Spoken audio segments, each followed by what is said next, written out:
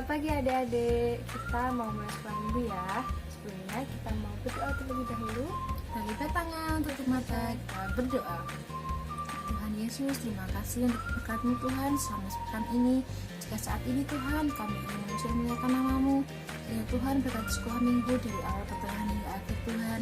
Kau juga berkati adik-adik yang akan mengandalkan Tuhan nanti Tuhan, kiranya Engkau yang berkati, beri mereka hikmat akal budi sehingga mereka tahu apa yang kakak-kakak guru sekolah minggu sampaikan nanti Bapak. Terima kasih Tuhan, kami siap untuk memuji dan membesarkan nama-Mu. Yang siap sekolah minggu katakan amin. Oke adik-adik, sebelum mendengarkan firman Tuhan, kita mau nyanyikan 3 lagu pujian sambil bertepuk tangan ya.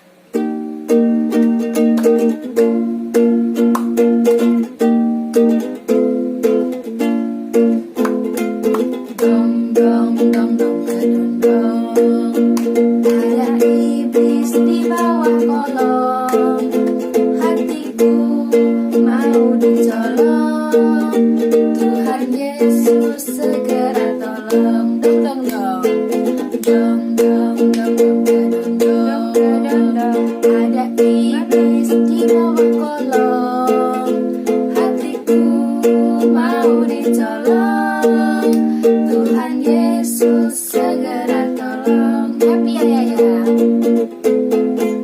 happy ya ya ya, happy ye ye ye.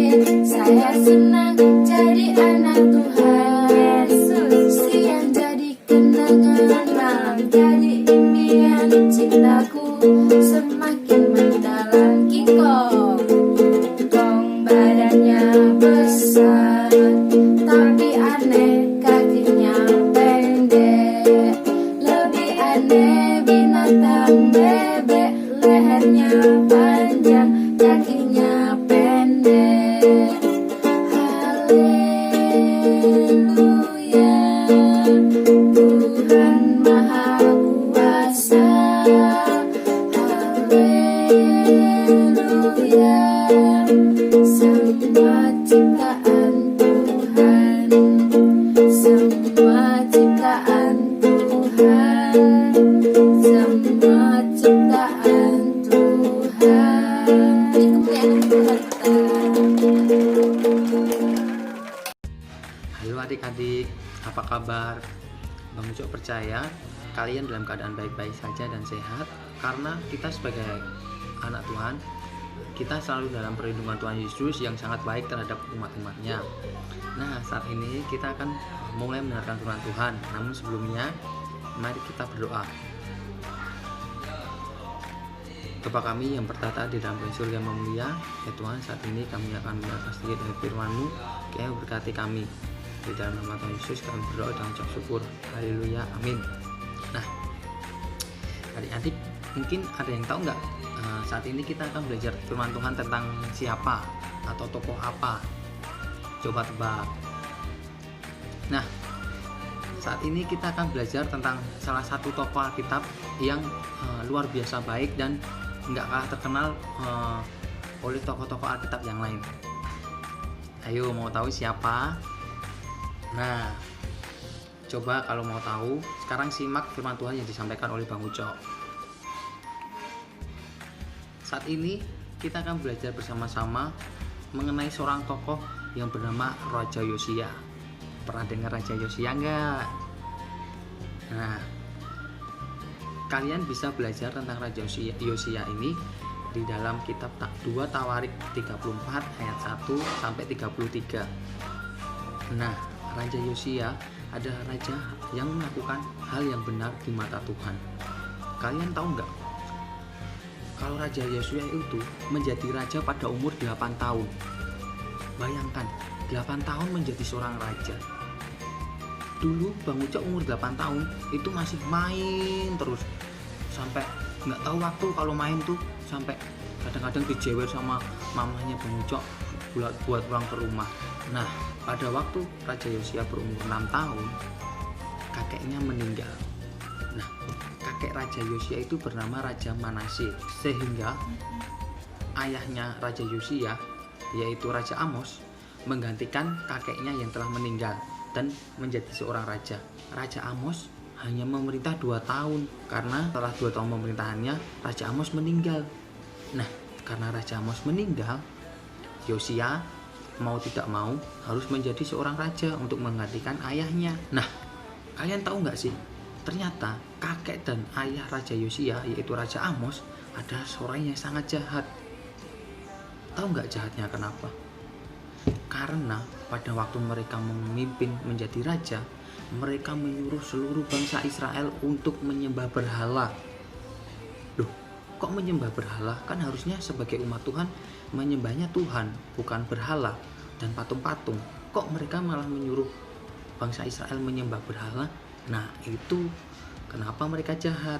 Karena mereka menyuruh umat-umat Israel untuk menyembah berhala. Nah, tetapi Yosia yang masih berumur 8 tahun, dia tidak mengikuti kakek dan ayahnya. Dia tetap melakukan hal yang benar di mata Tuhan. Dia membawa bangsa Israel kembali menyembah Tuhan. Yosia melakukan perubahan rohani dan menghancurkan segala berhala-berhala yang ada di sekitar bangsa Israel, lalu menuntun bangsa Israel ke jalan yang benar.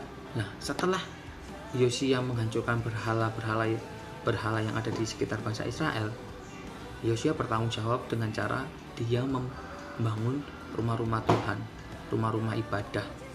Bayangkan saja anak-anak, seorang anak umur 8 tahun dengan masa kepemimpinan kakek dan ayahnya yang sangat jahat, yang menyuruh bangsa Israel menyembah berhala. Tetapi Yosia, seorang anak kecil, dia tetap taat kepada Tuhan dan merubah bangsa Israel untuk tetap taat dan menyembah kepada Tuhan Yesus.